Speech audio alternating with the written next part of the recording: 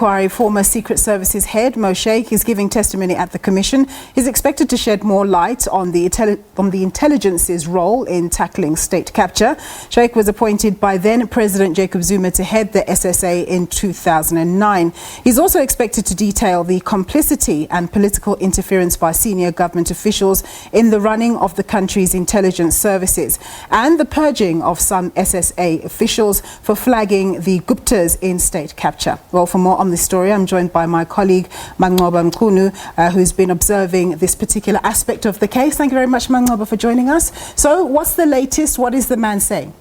Well, for now, Nomba, I think he's really laying the groundwork for his testimony that is expected, of course, to highlight and shed light more on what the intelligence did about state capture at the time. Because, alluding to testimony from last week where Reverend Frank Chikane did mention the fact that, at the time, the Guptas clearly had an intelligence plan and the intelligence at the time should have picked it up. So he's basically laying the foundation of what is going to come in his evidence. He's gone through the constitutional provisions that govern intelligence, chapter 11 to be exact, which he was also instrumental in drafting. He was one of those who was instrumental in the drafting of that particular clause of the Constitution, and basically, taking us through what are some of the prescripts of it, how like the intelligence works, how people are appointed in the intelligence, and basically starting to paint a picture of how under the then former President Jacob Zuma, there was a lack of coordination between the different intelligence structures. And of course, we do expect him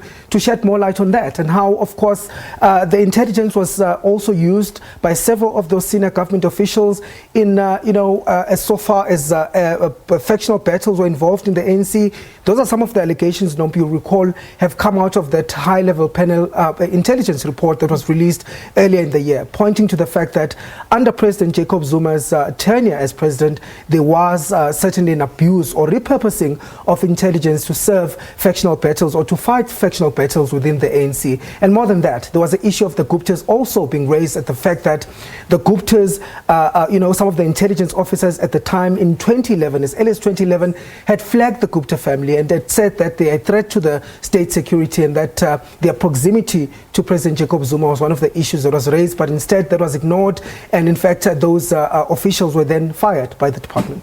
So it's going to be very interesting because it's too early, based on what you've just told us, it's too early to find out what he did as the head of the SSA.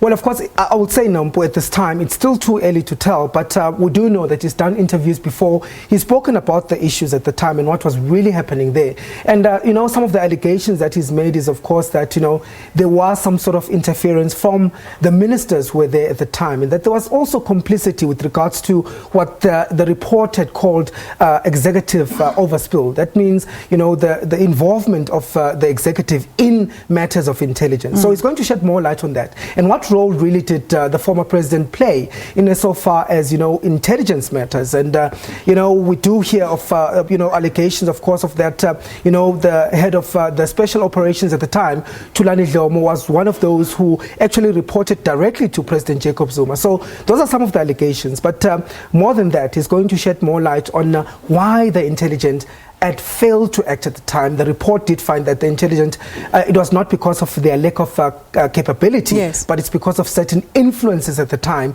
and the executive interfering in that process. One last thing, Manqoba, in terms of the former President Jacob Zuma, he was supposed to give testimony sometime in November, but it never happened. It was cancelled due to ill health, etc., etc. Do we know whether he's actually ever going to go back? Well, Nombo, at this point, there's no indication. That the Commission will announce to the media in due time if, of course, he is planned to come back. But there's been no communication with regards to that. I know that questions were raised whether he should be subpoenaed or not. But I think it's a wait and see for now. But it seems that if at all he will return to the State Capture Commission, it's likely not to be this year. It could possibly be next year. Super. Thanks very much, Manqoba, for your time. Twane ANC.